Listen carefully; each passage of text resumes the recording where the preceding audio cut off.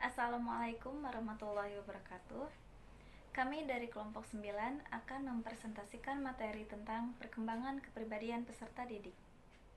Sebelumnya, kami akan memperkenalkan diri terlebih dahulu. Saya sendiri Sifat Azkia Aulia, NPM 191063100843, dan teman saya. Dan saya Hani Dwi Safitri dengan NPM 191063100818. Pengertian kepribadian. Terminologi kepribadian berasal dari kata bahasa Latin pesona yang berarti topeng aktor. Kepribadian sebetulnya merupakan sebuah konsep samar yang mencakup seluruh karakteristik psikologi yang membedakan seseorang dengan orang lainnya. Yang selanjutnya ada menurut Alwisol 2007. Yang pertama ada personality, yaitu kepribadian, penggambaran tingkah laku secara deskriptif tanpa memberi nilai.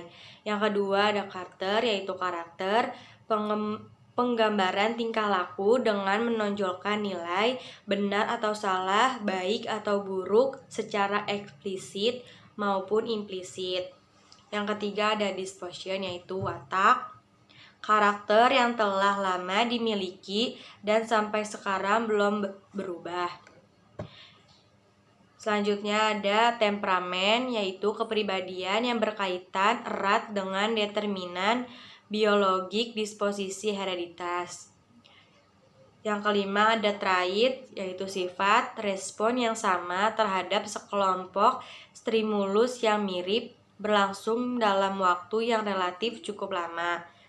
Yang keenam ada tipe atribut, yaitu ciri mirip dengan sifat, tetapi dalam kelompok stimulus yang terbatas. Yang ketujuh ada habit, yaitu kebiasaan. Respons yang sama cenderung berulang untuk stimulus yang sama pula. Selanjutnya itu ada pengertian kepribadian menurut para ahli. Yang pertama itu ada Pervin dalam Iksan 2008. Kepribadian adalah seluruh karakteristik seseorang atau bersifat umum banyak orang yang mengakibatkan pola yang menetap dalam merespon suatu situasi. Yang kedua ada Peres 1957. Kepribadian adalah pola khas dari pikiran, perasaan, dan tingkah laku yang membedakan orang satu dengan yang lain dan tidak berubah lintas waktu dan situasi. Yang ketiga ada Alport 1937. Kepribadian adalah organisasi dinamik dalam sistem psikofisiologi seseorang yang menentukan model penyesuaiannya yang unik dengan lingkungannya. Dan yang selanjutnya itu ada unsur-unsur dalam kepribadian menurut Koetja-Raningrat 1986. Unsur dalam kepribadian meliputi yang pertama ada pengetahuan, yang kedua perasaan, yang ketiga dorongan naluri. Yang pertama itu pengetahuan. Pengetahuan sebagai salah satu unsur kepribadian memiliki aspek-aspek sebagai berikut. Penggambaran, pengamatan, konsep, dan fantasi yang berada di alam sadar manusia. Walaupun demikian, diakui bahwa banyak pengetahuan atau bagian dari seluruh himpunan pengetahuan yang ditimbun oleh seorang individu selama hidupnya itu seringkali hilang dari alam akalnya yang sadar atau dalam kesadarannya karena berbagai macam sebab. Yang kedua ada perasaan. Koetja-Raningrat 1986 menyatakan bahwa perasaan adalah suatu keadaan dalam kesadaran manusia yang karena pengaruhnya pengetahuannya dinilainya sebagai keadaan positif atau negatif. Suatu perasaan yang selalu bersifat subjektif karena adanya unsur penilaian yang biasanya menimbulkan suatu kehendak dalam kesadaran seorang individu. Dan yang ketiga itu ada dorongan naluri. Kesadaran manusia menurut para ahli psikologi juga mengandung berbagai perasaan lain yang tidak ditimbulkan karena pengaruh pengetahuannya, melainkan karena sudah terkandung dalam organismenya dan khususnya dalam gennya dirinya sebagai naluri. Kemauan yang sudah merupakan naluri pada tiap makhluk manusia tersebut disebut dorongan drive. Naluri yang terkandung dalam diri manusia sangat beragam. Koetjaraningrat 1986. Beberapa ahli memiliki perbedaan, namun sepakat bahwa ada paling sedikit 7 macam dorongan naluri. Dan yang selanjutnya itu ada konsep dasar teori kepribadian. Teori kepribadian adalah sekumpulan anggapan atau konsep-konsep yang satu sama lain berkaitan mengenai tingkah laku manusia. Konsep dasar teori kepribadian yang paling awal setidaknya bermula dari Hippocrates 400 SM dan Galen 170 M yang diterima luas pada abad pertengahan adalah doktrin tentang 4 jenis watak. Teori kepribadian paling sederhana terdapat pada salah satu dari sifat atau karakteristik saja. Di antara riset yang paling luas, pengaruhnya tentang teori sifat tunggal adalah otoritarianisme, ketergantungan lingkungan, dan titik kendali.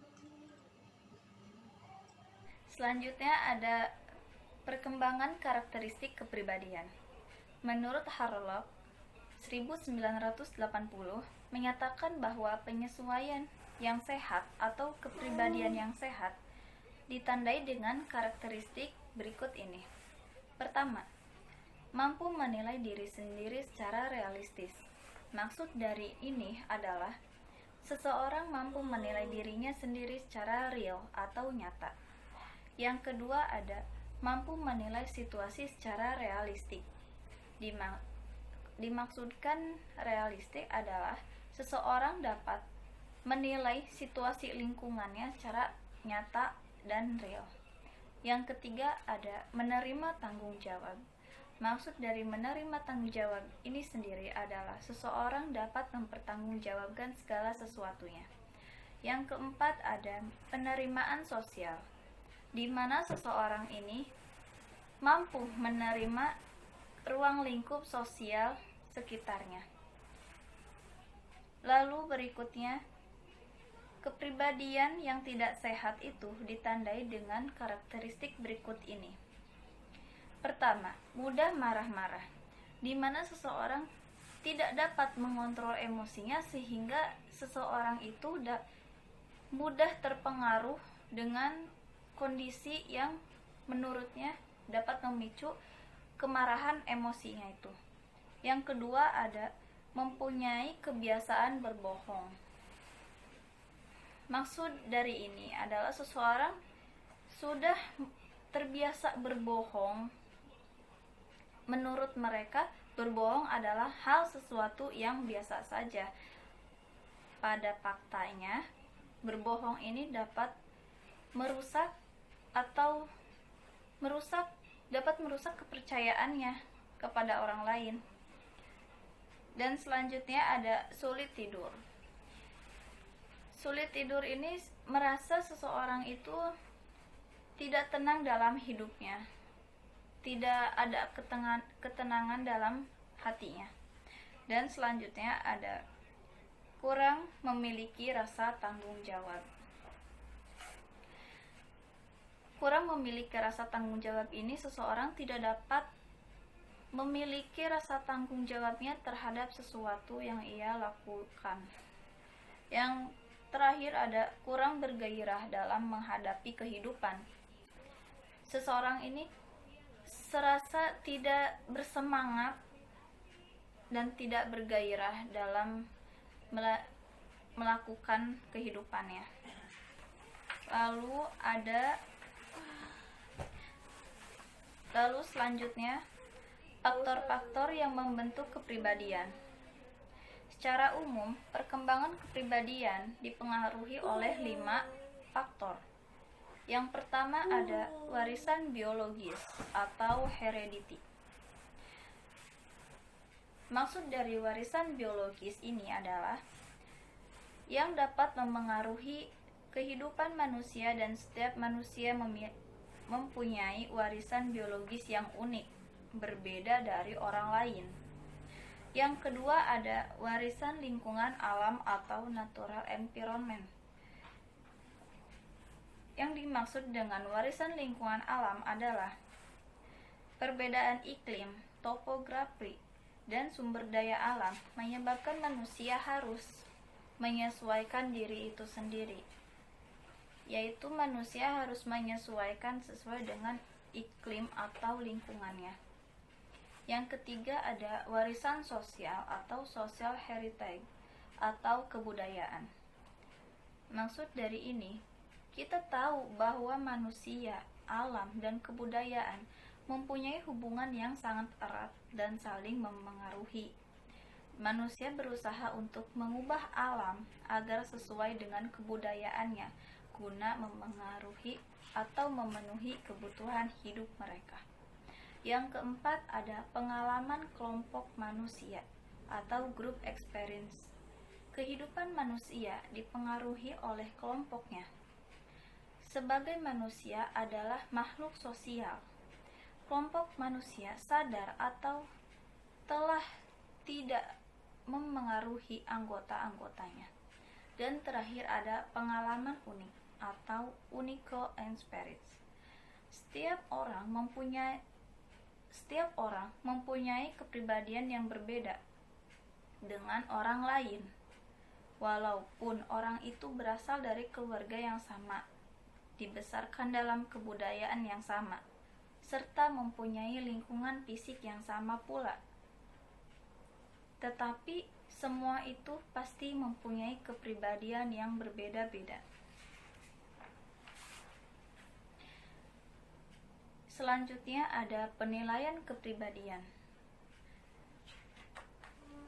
Sejauh yang dapat ditelusuri, ada 2 pendekatan dasar bagi penilaian kepribadian, yaitu pertama, nomotetis. Nomotetis ini berkaitan dengan sifat-sifat yang ditemukan pada tingkat yang kurang lebih sama di antara semua individu. Sedangkan pendekatan kedua yaitu ideografis. Ideografis ini adalah pendekatan kedua berusaha menilai hal-hal khusus dalam diri individu itu sendiri. Terima kasih. Sekian yang dapat saya sampaikan. Mohon maaf bila ada kesalahan dalam pengucapan kata atau penyampaian dalam materi. Wassalamualaikum warahmatullahi wabarakatuh. Audio Jungle.